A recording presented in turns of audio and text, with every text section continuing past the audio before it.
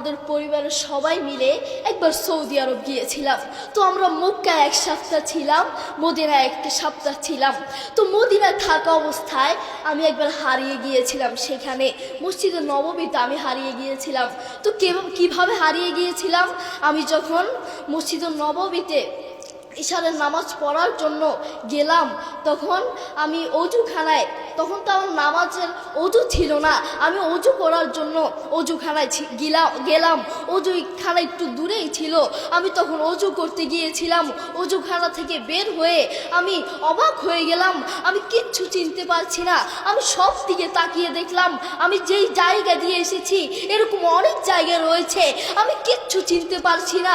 এরপর আমি হাঁটতে লাগলাম, তারপর কিচ্ছু খুঁজে না পেয়ে আমি কান্না করতে লাগলাম এবং কান্না করতে করতে আল্লাহর কাছে চাইতে লাগলাম, হে রব, তুমি আমাকে সাহায্য করতে পারবে। পৃথিবীর কোনো মানুষের ক্ষমতা নাই, পৃথিবীর কোনো মানুষের ক্ষমতা নাই আমাকে সাহায্য করার, তুমি আমাকে সাহায্য করবে। আলহামদুলিল্লাহ ওয়াহদা ওয়াসসালাতু ওয়াসসালামু আলা রাসূলিল্লাহ আম্মা বাদ। ফাআউযু বিল্লাহি মিনাশ শাইতানির রাজীম। বিসমিল্লাহির রহমানির রহিম। ইন্নাল ইনসানা লিরাব্বিহি লাকানুত। আপনারা সবাই কেমন আছেন? আমি আপনাদের সামনে একটি বিষয়ের উপর অল্প কিছুক্ষণ আলোচনা করব, আপনারা সবাই মনোযোগ দিয়ে শুনবেন ইনশাআল্লাহ।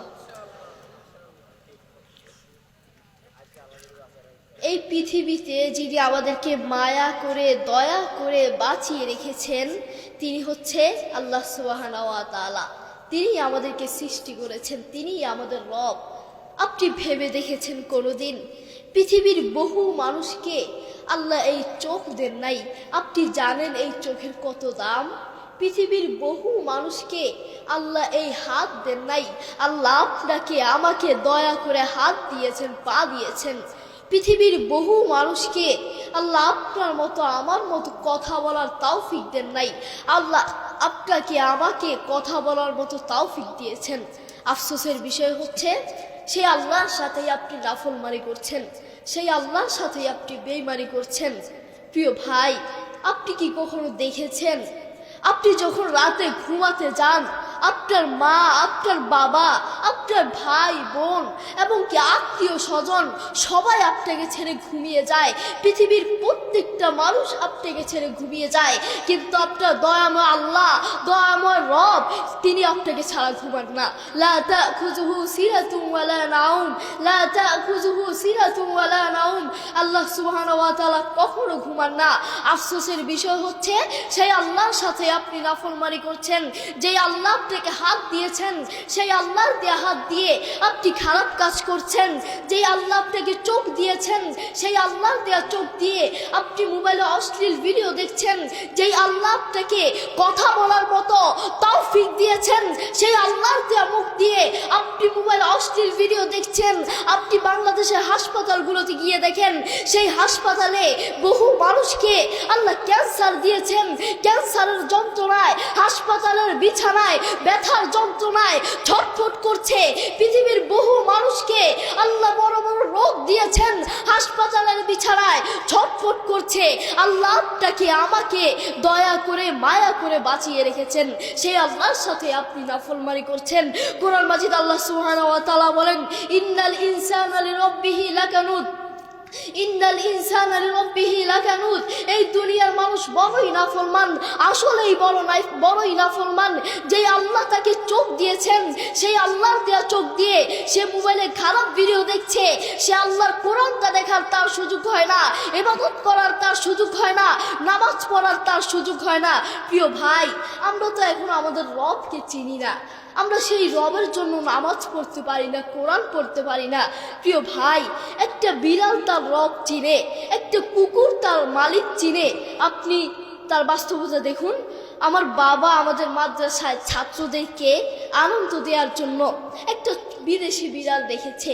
তো সেই বিড়ালটাকে যখন আপনি গিয়ে আদর করবেন, সেই বিড়ালটার মাথায় যখন আপনি হাত বুলিয়ে দিবেন, তখন দেখবেন সেই বিড়ালটা আপনার কাঁধে উঠে যাবে, আপনার দিকে তাকিয়ে থাকবে, আপনার হাতে উঠে যাবে। আমি মাঝে মধ্যে মাদ্রাসায় গিয়ে সেই বিড়ালটাকে হাত বুলিয়ে দিই, সেই বিড়ালটার মাথায় হাত বুলিয়ে দিই। আমি দেখতে পাই সেই বিড়ালটা আমার কাঁধে উঠে যায়, আমার দিকে তাকিয়ে থাকে, আমার হাতে উঠে যায়।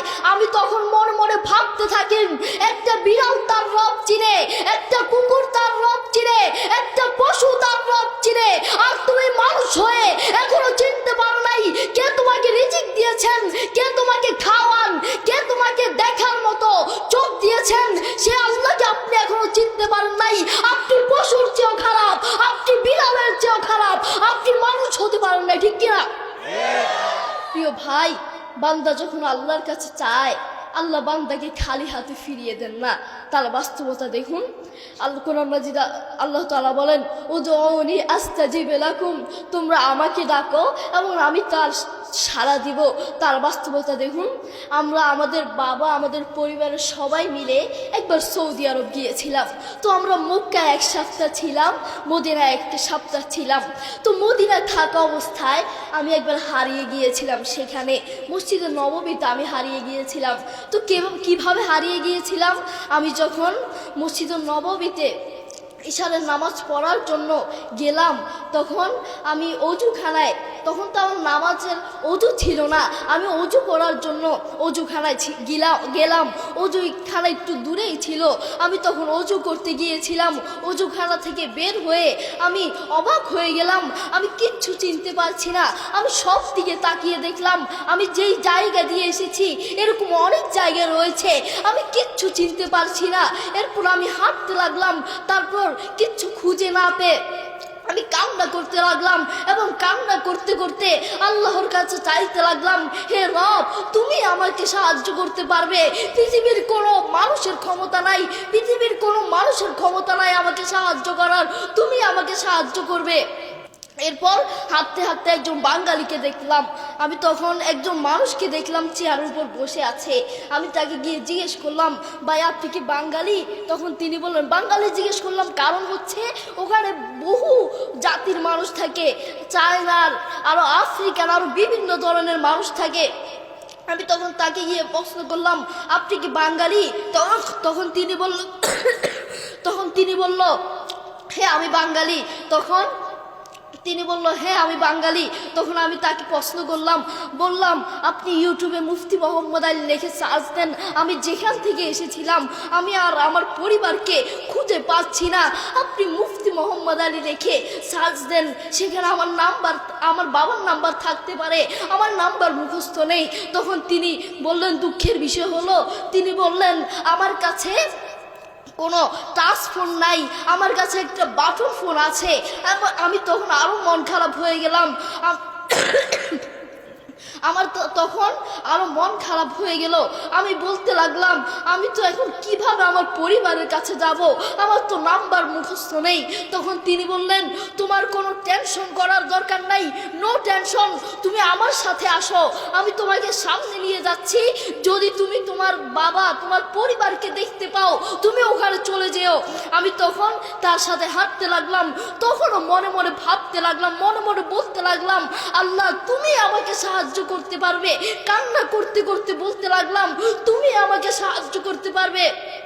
পৃথিবীর কোনো মানুষের ক্ষমতা নাই, পৃথিবীর কোনো মানুষের ক্ষমতা নাই আমাকে সাহায্য করার, তুমি আমাকে সাহায্য করতে পারবে। তখন হাঁটতে লাগলাম, তখন একটু সামনেই দেখলাম আমার পরিবারের সবাই সেখানে বসে আছে।